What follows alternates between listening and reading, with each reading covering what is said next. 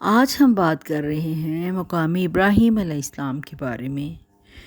یہ وہ پتھر ہے جس پر حضرت ابراہیم علیہ السلام کھڑے ہو کر کعبہ کی تعمیر کرتے تھے، اور حضرت ابراہیم علیہ السلام کے دونوں قدموں کی انگلیوں کے نشان اس میں پڑ گئے تھے۔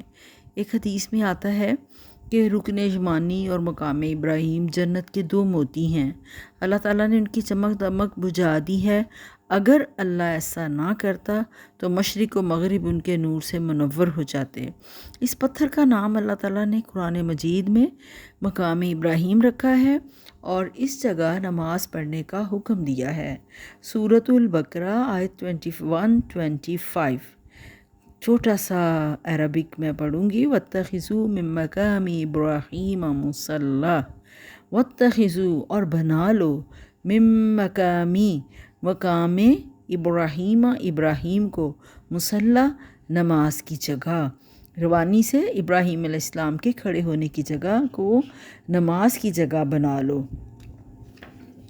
اور خود نبی صلی اللہ علیہ وسلم اس پر نماز پڑھا کرتے تھے اور امت کو بھی اس پر سجدہ کرنے کا حکم دیا ہے۔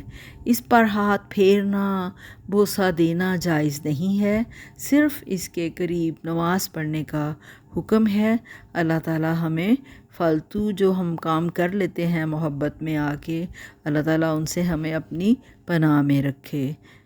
السلام علیکم۔